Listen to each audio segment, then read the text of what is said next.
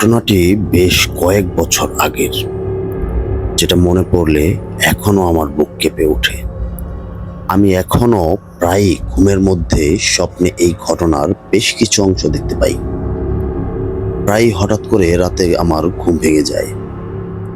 তো বন্ধুরা, শুরু হতে যাচ্ছে ডার্ক দেশ ইউটিউব চ্যানেলের প্রথম এপিসোড।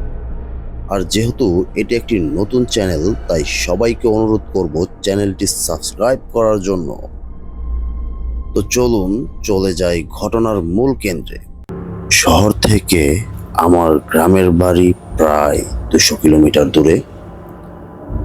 আমি শহরের একটি গার্মেন্টস কোম্পানিতে চাকরি করি। শহরে আমি ব্যাচেলর থাকতাম, আমার ওয়াইফ থাকতো আমার গ্রামের বাড়িতে। আমি প্রতি মাসে একবার করে গ্রামের বাড়ি যেতাম। গ্রামে যাওয়ার জন্য যে সকল গাড়ি শহর থেকে ছেড়ে আসতো, সেগুলো সবই প্রায় বিকেল 5টার মধ্যেই ছেড়ে দিত, যাতে করে রাত 10টার মধ্যেই সে সকল গাড়ি আমাদের গ্রামের বাজারে এসে পৌঁছতো। আমি সবসময় ওই সকল গাড়ি দিয়েই যাতায়াত করতাম। আমার ওয়াইফ ছিল প্রেগনেন্ট। একবার মাসের মাঝামাঝি সময়ে রাত 8টার দিকে খবর এলো আমার ওয়াইফের শরীরটা খুব খারাপ। আমার মা আমাকে ফোন করে বলল, তুই দেরি না করে এখনই বাড়িতে চলে আয়। কি আর করার, রাত 8টার সময় রওনা দিলাম বাড়ির উদ্দেশ্যে। ওই সময় ডাইরেক্ট গাড়ি না থাকায় আমাকে ভেঙে ভেঙে বাড়ি যেতে হবে। আমি যখন আমাদের গ্রামের বাজারে এসে পৌঁছলাম, তখন রাত 2টা বা 2:30 বাজে। আমাদের বাজার থেকে আমাদের বাড়ির দূরত্ব ছিল প্রায় 1.5 কিলোমিটার। এত রাত্রে বাজারে এসে রিক্সার জন্য আমি প্রায় আরো বেশ কিছুক্ষণ অপেক্ষা করলাম, কিন্তু অনেকক্ষণ অপেক্ষা করার পরও আমি কোনো রিক্সা না পেয়ে বাড়ির দিকে হাঁটা শুরু করলাম। আমি তখনও জানতাম না আমার সাথে আজ রাতে কি করতে চলেছে।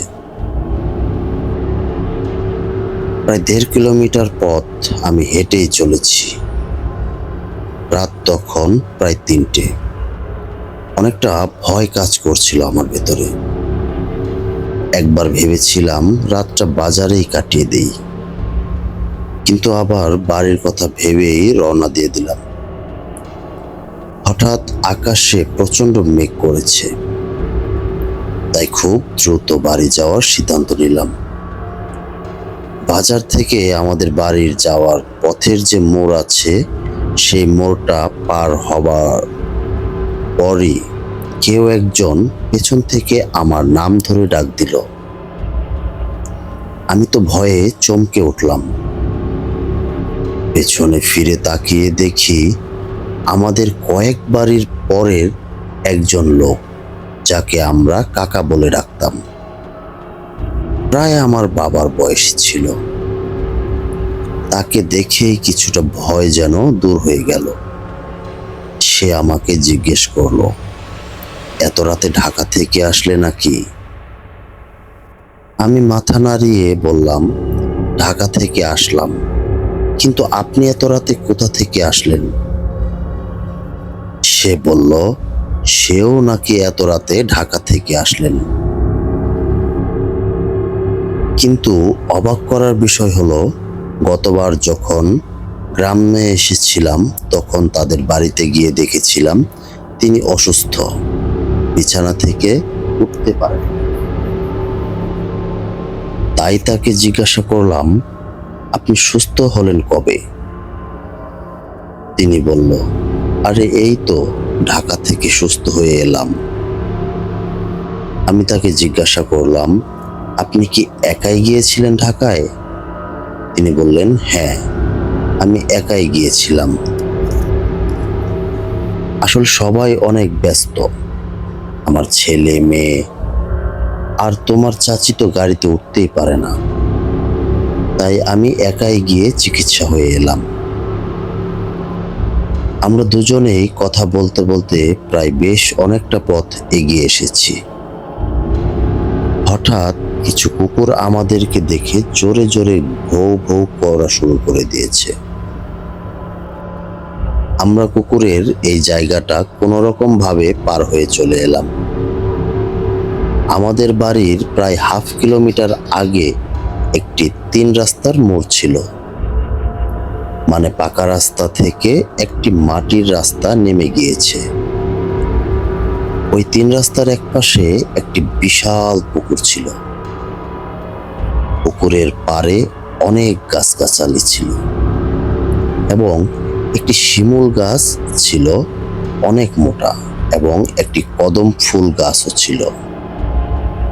ওই শিমুল গাছ আর কদম ফুল গাছ নিয়ে নানান রকমের অনেক ঘটনাই রয়েছে।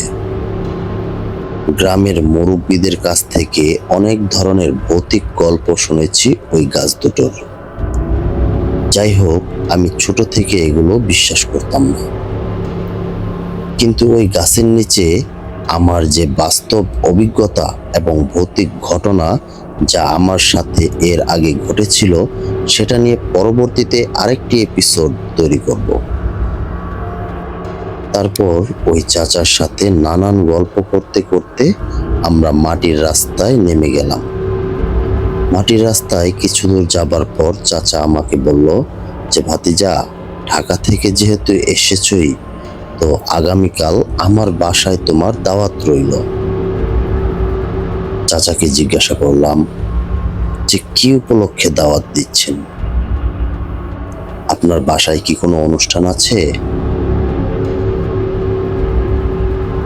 চাচা বলল যে না, তার বাসায় কালকে কোনো অনুষ্ঠান নেই, তবে আমার সাথে এত রাতে দেখা হলো তাই তোমাকে একটু দাওয়াত দিলাম আর কি।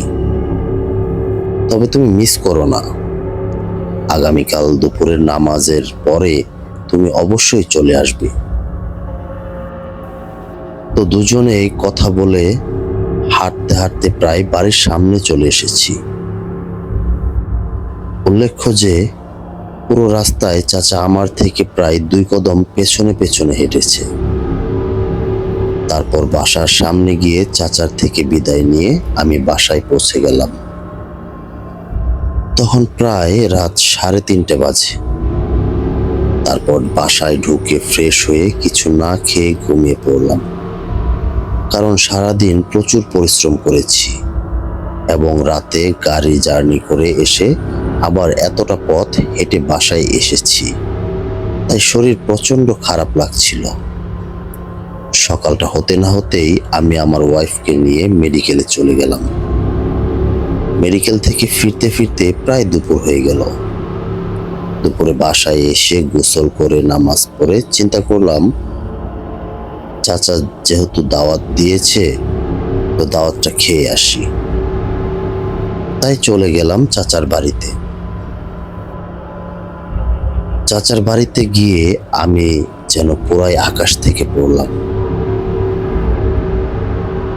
তার বাড়িতে গিয়ে দেখি তার বাড়িতে প্রচুর মানুষ।